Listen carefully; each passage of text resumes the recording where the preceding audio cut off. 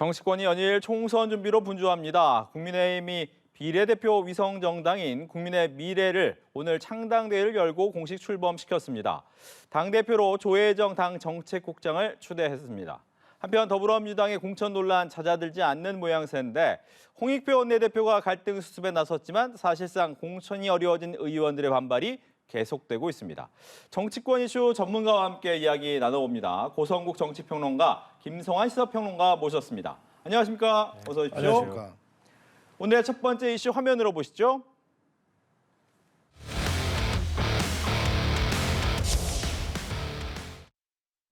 네, 여당이 오늘 위성정당을 창당을 하면서 한동훈 비대위원장 사신 공천 없다 이 얘기 먼저부터 했더라고요.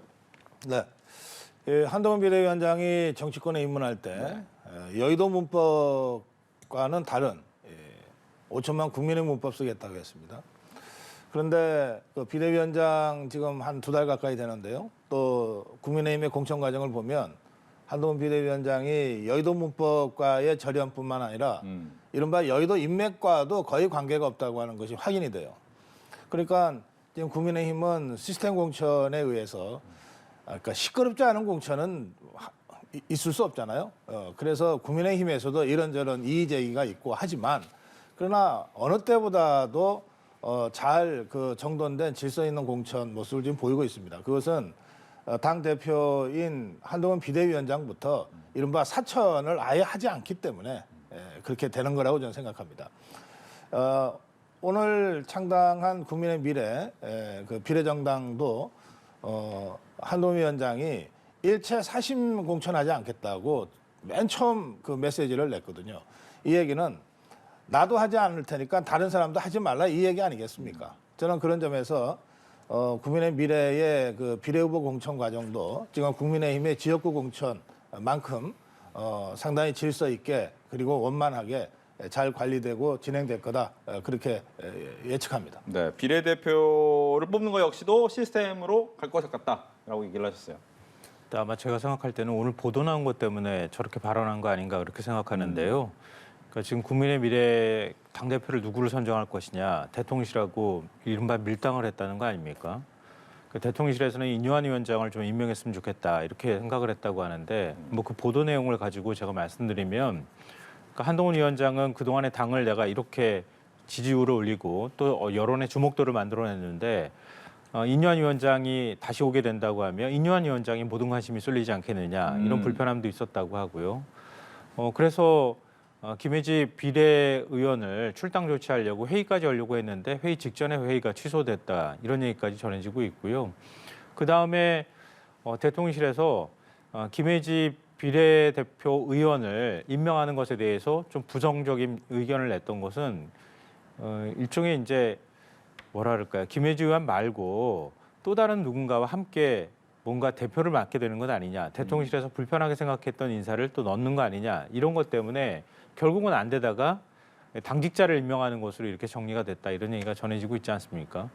그리고 뭐 다른 데에서도 이철규 공관위원이 뭐 공천에 개입했다 이런 얘기들이 나오고 있는 상황이어서 근데 그런 면에서 당의 당 나름대로의 어떤 독자적인 결정에 따라서 이루어지는 것이다. 이런 부분들을 좀 강조한 것이 아닌가 그렇게 저는 생각합니다. 예, 국민의 미래 당대표가 의원 출신이 아니다라는 부분에 대해서 이제 지적이 좀 나오긴 합니다. 그 이제 3년 반 4년 전에 그 당시 미래통합당과 미래한국당 이때의 아주 그 뼈아픈 그 실패 경험을 갖고 있어요. 국민의힘은 그 상당히 뭐 트라우마 같은 거예요. 그 당시 상황은 굉장히 심각했잖아요. 그 위성 비례정당을 만들어서 한성교 대표 체제를 출범시켰는데 황교안 대표와 완전히 다르게 놀아버리는 바람에 결국은 그 비례대표 후보 등록을 불과 며칠 앞두고 당 대표와 공관위원장을 전격적으로 교체하고 그리고 한성교 대표 체제에서 만들어졌던 비례대표 후보를 완전히 백지화시키고 다시 했잖아요. 네. 그러니까 그때 그 이 트라우마 같은 경험 때문에 이번에도 비례정당에 누군가 좀 힘 있는 사람을 내보낼 경우에 그와 유사한 사태가 재현될 수도 있다.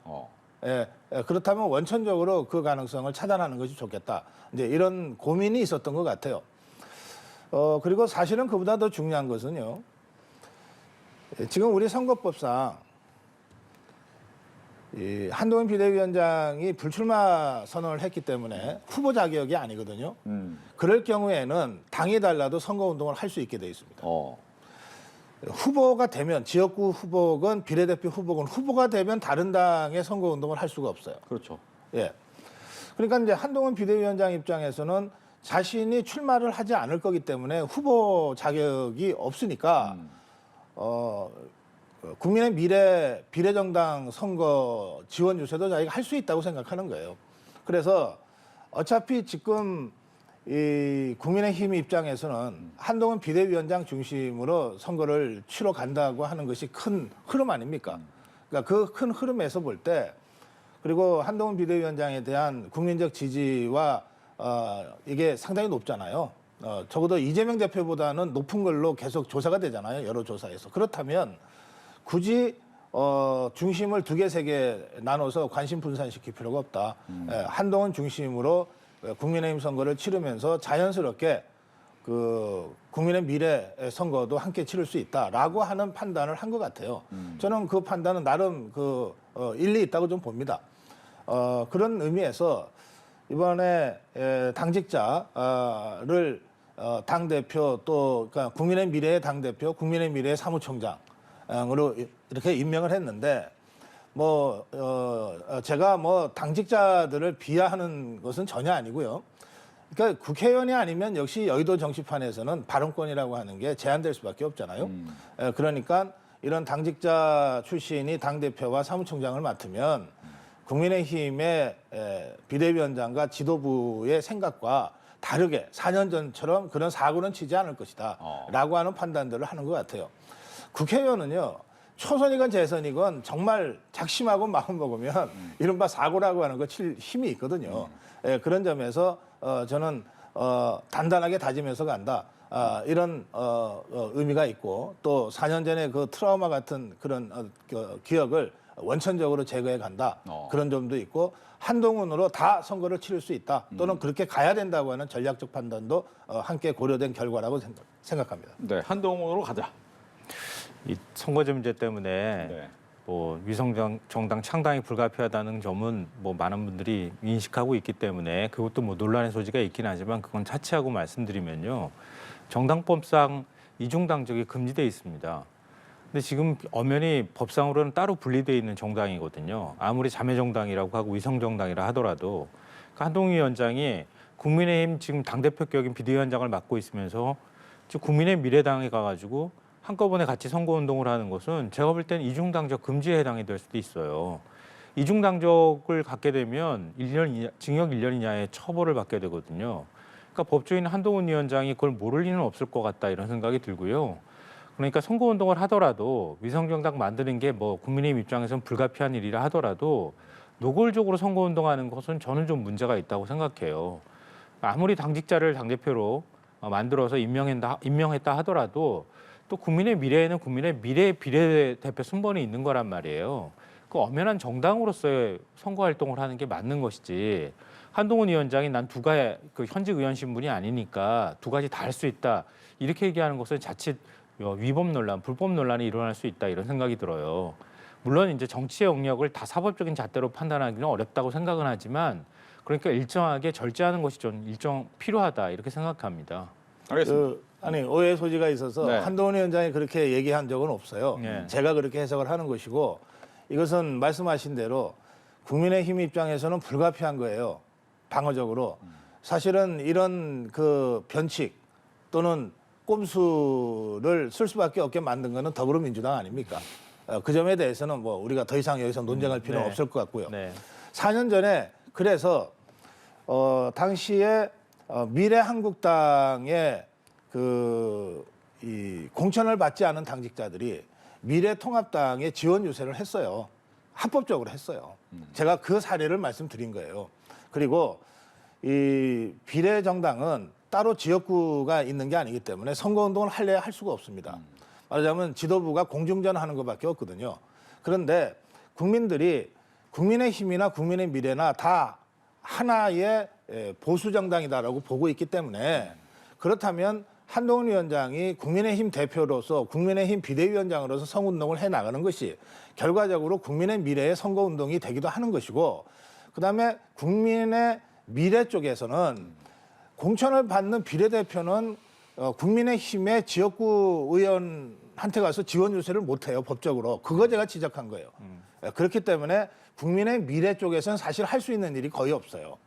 그러니까 이를테면 선거를 공학적으로 접근하면 국민의 미래의 지도부인 당대표나 이런 사람들이 출마하지 않는 유력 인사가 가서 뭔가 선거를 도와주면 좋겠다. 이제 이렇게는 생각할 수 있는데, 그렇게 되면 우리 김성환 평론가 말씀하신 대로 법적으로는 문제가 없어도 그게 과연 도의적으로 맞는 거냐 이런 얘기가 될 수 있는데, 이건 거꾸로 아닙니까? 지금 한동훈 비대위원장이 누군지 국민들은 잘 모르는 사람들을 당대표 사무총장으로 앉혀놓고 국민의힘 중심으로 선거 치르고 국민의 미래는 국민들께서 이게 자매정당이라고 하는 걸 알아서 판단해 주실 거다. 그런 취지로 지금 가고 있는 것이거든요. 저는 이런 점에서 오히려 지금 국민의힘과 한동훈 비대위원장의 이 태도가 당당한 태도다.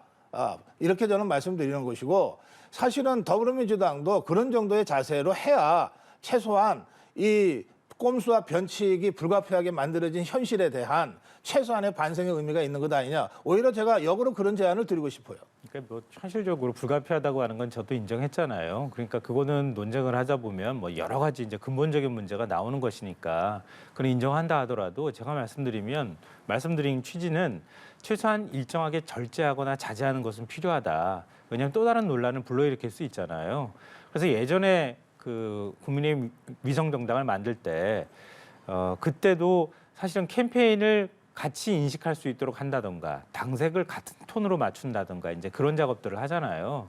그래서 지지자나 아니면은 투표를 할 수 있는 유권자들이 같은 정당으로 인식하게 만드는 거, 그건 저는 뭐 불가피하다고 생각하는데, 한 사람이 두 개 정당을 다 전부 홍보 캠페인을 한다거나 선거운동을 하는 것은 좀 무리가 될 수 있다. 이 점을 말씀드리는 겁니다. 알겠습니다. 뭐 국민의힘과 관련돼서 하나만 더 해볼까요? 이제 서울 마포울의 전략 공천이 국민의힘이 있었습니다. 네. 아마 운동권으로 잘 알려진 분이 이제 전향한 함은경이라는 민주화 운동 동지회 회장을 전략 공천했는데, 여기가 이제 또 정청래 최고위원이 있는 자리예요. 원래 이제 김경률 비대위원을 생각했던 자리이긴 한데, 이렇게 운동권과 전향 운동권의 맞대결은 어떻게 보십니까? 글쎄요.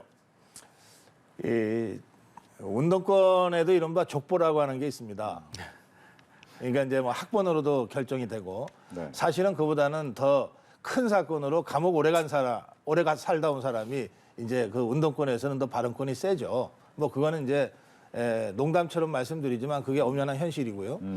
그 점에서는 이제 그 마포울의 더불어민주당의 정청래 최고위원도 운동권 출신이에요. 네.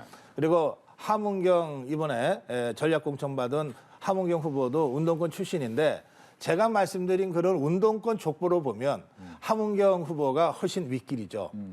뭐 그거는 운동 사야를 보면 그냥 나와요, 그렇게. 제가 구체적인 사건까지는 거론 안 하겠습니다.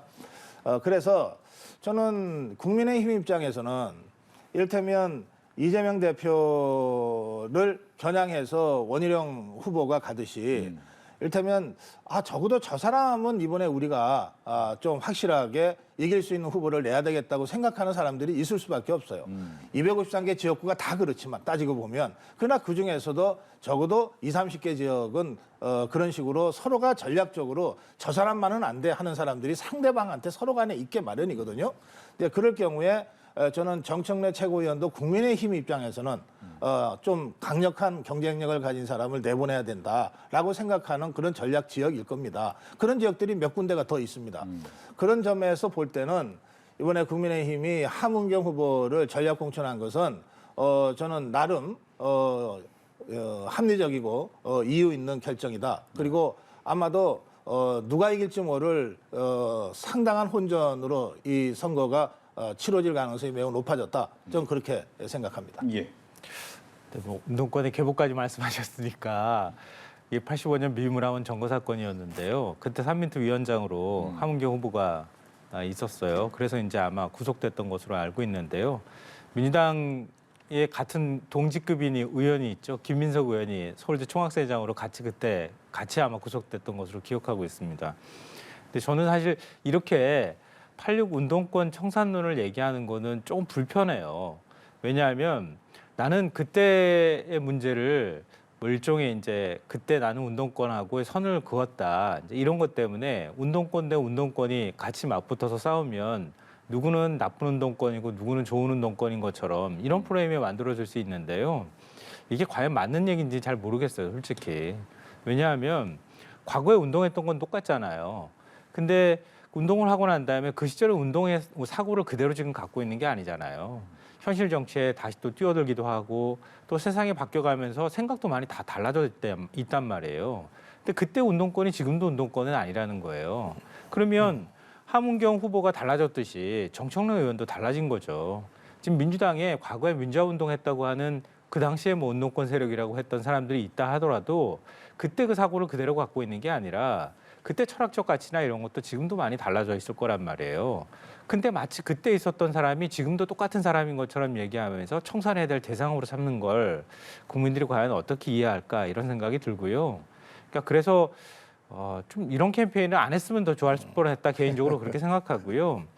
과거에도 특정한 세력이나 아니면 특정한 세대를 물러가라고 하는 그런 정치적 구호가 등장했던 적들이 있었어요. 그리고 또 새로운 세력이 등장해야 된다, 세대가 등장해야 된다는 얘기를 하기도 했었잖아요. 그래서 김종인 전 비대위원장도 그랬지만 뭐 20대가 많이 들어왔으면 좋겠다거나 30대가 많이 들어왔으면 좋겠다 이렇게 세대론에 대해서 얘기하기도 하고 인석 대표도 얘기했듯이 세대 갈등을 오히려 주장하기도 하고 이런 일들이 선거에서 벌어지는데요.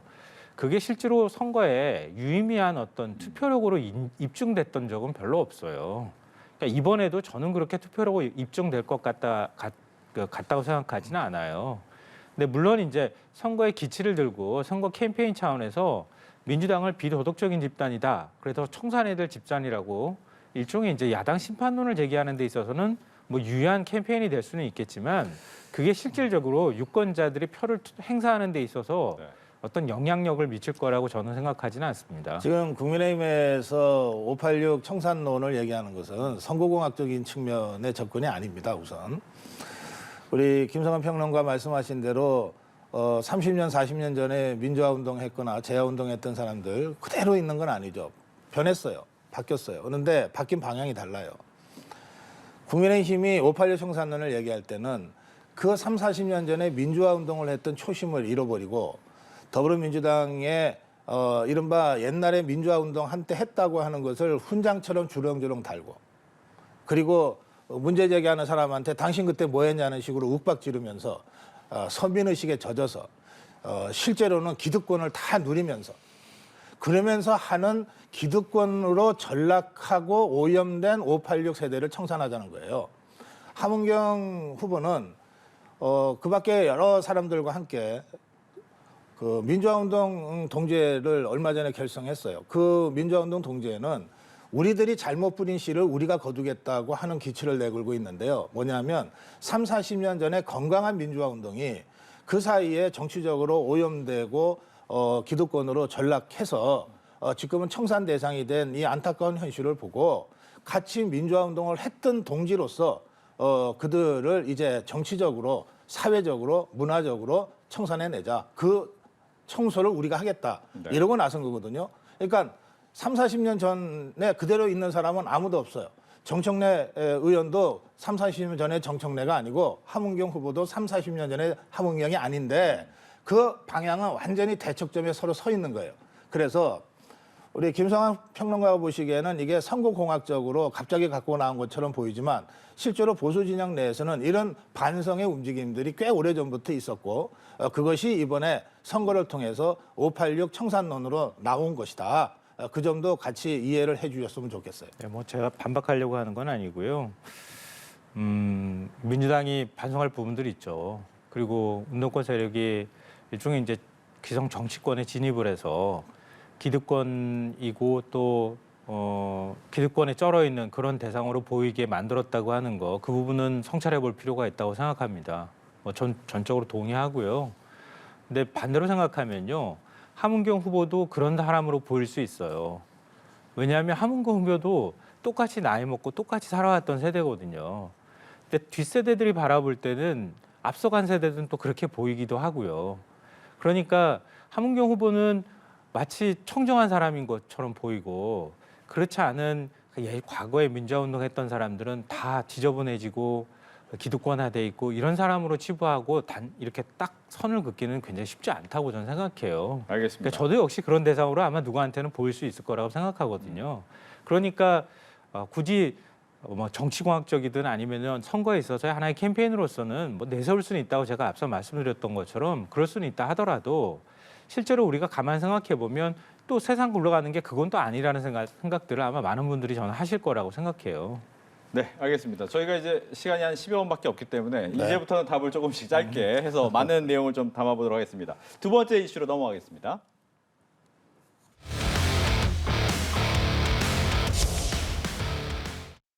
네, 민주당에서 이제 공천 반발이 좀 심해지고 있습니다. 앞서서 이제 국민의힘은 조금은 조용한 공천이 되고 있지만 조금은 더 시끄러운 공천을 하고 있는데 당내 상황이 어떤 겁니까 지금? 뭐 보니까 이제 당 대표 사퇴 얘기 아니면 뭐 조정식 사무총장의 사퇴 얘기까지 계속 나오더라고요.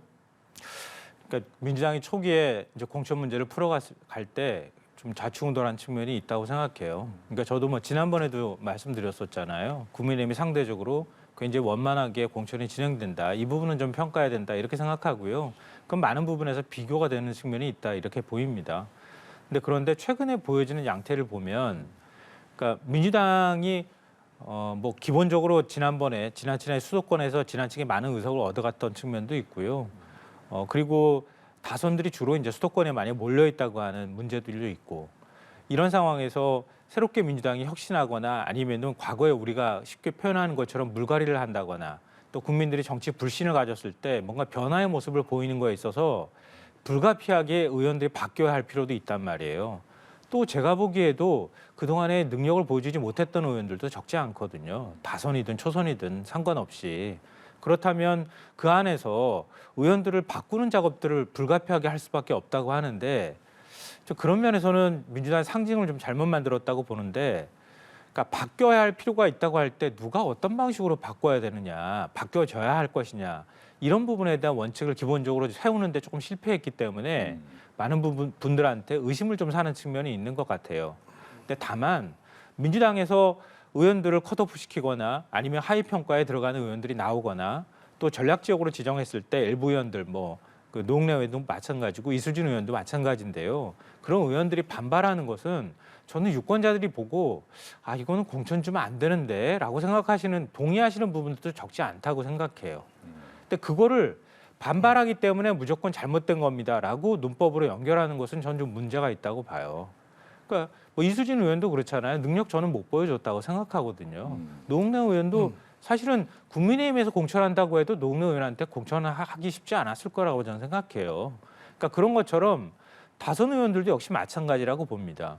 민주당이 지난 21대 국회에서 많은 의석을 가지고 있는데 제대로 된 역할을 못했어라고 하는 지지자들의 반발이나 불만 같은 것도 기본적으로 있는 상황이란 말이에요. 그런데 5선한 의원이 6선하겠습니다라고 얘기하고 4선한 의원이 5선 도전하고 지금 3선한 의원이 4선 도전한다고 얘기합니다. 네. 그리고 김영주 의원 같은 경우는 심지어는 국회 부의장한 거는 능력으로 부의장한 건 아니거든요. 선수로 부의장을 한 것이지. 또 여성 의원인데다가 근데 노동계 몫으로 들어왔어요. 과연 그러면 어느 정도 역할을 했습니까? 라고 물어봤을 때 본인이 거기에 대해서 스스로 저는 답을 해야 된다고 생각해요.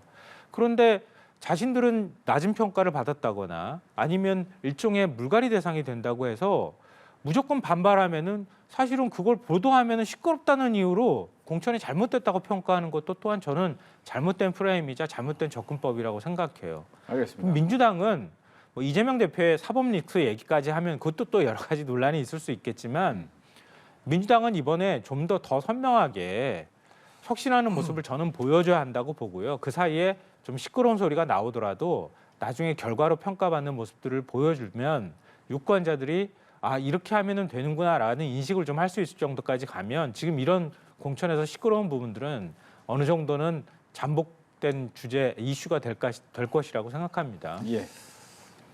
제가 민주당 더불어민주당 내부 사정을 뭐 속속들이는 잘 모르기 때문에 저보다는 더 잘 알 것 같은 박지원 전 의원의 말을 인용하자면 김영주, 박용진 뭐 이런 사람들이 있잖아요. 상위 1%에 들어갈 거다 이런 얘기를 했어요. 그러니까 지금 납득할 수 없는 사람들이 자꾸 생기는 거 아닙니까? 자, 지금 노웅래 의원이 지금 농성하고 있는데 그것 때문에 회의도 대표실에서 못하고 딴 데 가서 했다는 것 아닙니까? 자, 그런데 저는요, 사실은 여야 가릴 것 없이 아무리 본인이 억울해도 일단 검찰이 수사를 해서 기소를 했으면 기소 단계에서 당에서 출당을 시키든지 공천에서 원천 배제해야 하는 것이 맞다고 생각해요. 여나 야나 그렇다는 거예요. 당대표든 저 평당원이든 똑같은 기준을 가지고 저는 처리해야 된다고 생각합니다. 우리 정치 발전을 위해서. 그러니까 쉽게 말해서 이재명 대표는 공천에 원천 배제 당해야 된다고 저는 생각하는 거예요. 적어도 한국 정치의 발전을 생각한다면. 그러니까 제가 노웅래 의원 지금 수사받고 재판받고 있는 사람을 옹호하려고 이런 말씀 드리는 게 전혀 아니라는 걸 전제로 말씀드리면 노웅래 의원을 이재명 대표가 만나서 설득을 했다는데 30분. 그런데 노웅래 의원이 뭐 제가 그 자리에 어떤 얘기가 있었는지는 모르지만 이랬을 것 같아요. 노웅래 의원이 뭐라 그랬냐면 금전적인 문제로 재판받고 있는 게 나뿐이냐, 왜 나만 갖고 그러냐 그랬다는 거 아닙니까? 그러면 똑같은 얘기를 이재명 대표한테 했을 때 이재명 대표가 아니라고 할 수 있나요? 지금 둘 다 혐의입니다. 뭐 유죄로 확정된 게 아니니까 주어진 혐의만 따지더라도 그 액수가 이재명 대표가 노웅래 의원보다 수백 배 더 많잖아요. 건수도 훨씬 많잖아요. 그런데 노웅래 의원은 컷오프 될 것 같고, 그리고 이재명 대표는 그 조정이라는 걸 통해서 당헌 당규도 고쳐서 당 대표는 조정할 수 있다고까지 만들어 가지고 지금 누구나 다 보듯이 당연하게 공천받을 것 같은데 그거를 노웅래 의원들은 납득하라고 그러면 납득이 되겠냐고요. 이게 정치 생명이 걸린 문제인데 다들. 자, 그런 상태예요. 그런 상태에서 이게 동료 의원과 동지들의 정치 생명이 걸려 있는 이 공천을 지금 이재명 대표가 대표로서 하고 있는 것 아닙니까? 그런데 기자들하고 얘기할 때 뭐 평가에서 0점 나온 현역 의원도 있다더라. 누군지 다 아실 거다. 농담처럼 하면서 웃었다는 거 아니에요. 자, 동지들의 눈에 지금 피눈물이 나고 있어요. 저는 아까도 말씀드렸듯이 기소되면 공천 자격 없다고 저는 생각합니다. 여든 야든. 그런데 어쨌든 기소 여부를 떠나서 피눈물 나는 의원들이 한둘이 아니잖아요. 지금 그리고 그 모든 이 정치적 책임은 당 대표한테 귀속되는 것 아닙니까? 그럼 동지의 눈에 피눈물 나게 해놓고 웃어요? 그 모습을 지금 동료 의원들이 보고 있잖아요. 이러면서 어떻게 승복이 돼요? 저는 이전과 관련해서는 아무리 얘기를 해도 계속해서 이재명 대표로 돌아올 수밖에 없어요. 당의 최고 책임자니까. 당 대표니까. 네. 그래서 저는 지금 더불어민주당이 훨씬 더 심각해질 거라고 봅니다. 당 대표의 마인드가 저렇고 당 대표의 언행이 저렇기 때문에 승복하려다고도 할 수가 없게 되는 거예요. 그래서 저는 추가 탈당이 계속 나올 것이고 훨씬 더 지금보다 훨씬 더 심각한 상황까지도 갈 수 있다. 네. 저는 그렇게 예상합니다. 30초 드립니다. 뇌물수수혐의라고 말씀하셨는데요. 받은 액수가 뭐 수백 배다 이렇게 표현하셨지만 이재명 대표에 적용된 혐의는 뇌물수수 혐의는 없어요. 제가 알기로는. 그러니까 428억 적용하려고 했다가 결국은 하지 못했잖아요. 아니 제가 혐의라고만 말씀드렸습니다. 네, 그거는 좀 사실과 다르다 이렇게 생각하고요. 근데 그 검찰의 기소를 기준으로 할 때 그러니까 검찰권을 공정하게 한다고 하는 전제가 저는 있어야 한다고 생각해요. 예를 들면 뭐 구체적인 사건까지 다 일일이 열거하지는 않겠지만 정우택 의원, 국민의힘 의원 가운데 지금 금품 문제 때문에 논란이 됐던 의원이 정우택 의원, 김연아 의원은 뭐 재심 들어간다고 얘기하고요. 전주혜 의원도 마찬가지고요. 그리고 김연아 의원도 있네요. 뭐 이런 식으로 있지만 제대로 수사 안 이루어지고 있어요. 그거 언론에 녹취록도 나오고요, 영상도 나오고 다 나오는데 네. 수사는 하세월입니다. 그러니까 수사 안 들어갔어요. 뭐 아니면은 성관에서 고발한 주체는 내가 아니에요. 뭐 이런 식으로 얘기하는 겁니다. 과연 수사를 공정하게 하고 있는가 이런 의문이 있고요. 또 그렇게 따지면은 기소 문제로 얘기하면은 검찰이 수사하는 것에 공정성으로 연결될 수밖에 없고 그러면 김건희 여사 문제까지도 나올 수밖에 없어요. 그러니까 그런 것처럼 여당에서는 검찰이 우리를 겨냥하거나 우리를 잘 수사하지 않기 때문에 그 부분에 대해서 마음을 놓을지 모르겠지만 과거부터 그렇지만 야당은 항상 불안해하는 거거든요. 알겠습니다. 그런 부분은 있다 이런 말씀 드리는 거고요. 네. 뭐 이재명 대표에 대해서 지적하시는 건 그 뭐 많은 분들이 지적하셨기 때문에 제가 굳이 반박은 하지는 않겠습니다. 예, 30초만 드리겠습니다. 예. 제가 말씀드린 것은 여야 막론하고 고위당직이건 평당은 막론하고 정치판의 원칙으로 기소되면 공천 원칙 없다, 공천 자격 없다라고 하는 원칙을 새로 세울 필요가 있다. 저 그 말씀 드린 거예요. 알겠습니다. 저희가 민주당 얘기 더 하려고 했는데 시간이 없어서 하나만 더 하고 내용을 맞춰야 될 것 같은데 김종인 위원장의 등판 얘기만 하고 끝내야 될 것 같습니다. 시간이 저희가 한 2분 정도밖에 없기 때문에 1분씩만 드립니다. 김종인 등판이 어떤 영향을 미칠 것인가에 대한 얘기를 듣겠습니다. 먼저 해주시죠. 뭐 별로 영향을 미치지 못할 거라고 봅니다. 김종인 위원장은 뭐 별의 순간이 있는 누군가와 함께 해야 이 조력자로 빛이 나는데 지금 거기에 별의 순간을 얘기할 만한 사람이 없는 것 같아요. 그러니까 김종인 위원장이 그런 얘기를 못 하니까. 그래서 저는 진짜로 소방수라고 보는데요. 이게 이제 김종인 위원장 입장에서는 이준석 대표나 금태섭 의원이나 다 소중한 자신의 자산일 거라고 생각할 거예요. 자기의 자산이라고. 근데 이 자산이 허무하게 지금 빚도 바라지 못하고 그냥 사라질 것 같은 상황이 돼버렸잖아요. 책임이 누구한테 있든. 그러니까 나라도 나가서 일단 살려놔야 되겠다, 불씨를. 그런 차원의 긴급 구원 등판이기 때문에 무슨 큰 정치판에 또는 선거판에 큰 충격을 주거나 영향을 주지는 못할 거라고 저는 생각합니다. 말씀하신 거하고 대동소이할 것 같은데요. 김종인 위원장의 짠 판인 것 같아요. 제가 볼 때는. 그러니까 이런 형태의 어떤 제3지대의 어떤 정당이 필요하다고 하는 거, 이준석 대표가 정당을 만들겠다고 하는 단계부터 조언을 많이 구했을 거라고 생각해요. 그러니까 김종인 전 위원장이 만든 판이기 때문에 어쨌든 거기에 대해서 책임의식을 갖고 있을 거다 이렇게 생각하고요. 그리고 이준석 대표가 뒤로 빠질 수밖에 없었던 것은 원래 목표는 제3지대를 하나로 통합하는 거였었잖아요. 그리고 또 민주당이든 국민의힘이든 양당에서 나오는 의원들을 받으면서 좀 더 존재감을 키우는 것이었을 텐데 당이 합당을 했다가 지금 쪼개진 상황이잖아요. 새로운 미래하고. 그러니까 이준석 대표가 거기에서 전면에 나서기는 굉장히 부담스러운 상황이 됐다. 그러니까 김종인이라는 이름으로 민주당에서 아마 나오는 의원들도 있을 텐데 그런 의원들도 김종인 위원장 같으면 들어올 수도 있을 여지가 생긴단 말이에요. 그러니까 앞으로 개혁신당의 어떤 그 몸집을 불려나가거나 이런 데 있어서도 김종인 위원장의 존재가 필요했을 거다라고 생각합니다. 그런 면에서는 어느 정도 존재감을 키우는 데 있어서는 도움이 될 거라고 봅니다. 궁극적으로 뭐 선거의 결과에 어느 정도 영향을 미칠지는 잘 모르겠고요. 알겠습니다. 이렇게 해서 정치권 이슈 두 분과 함께했습니다. 오늘 얘기 잘 들었습니다. 고맙습니다. 고맙습니다.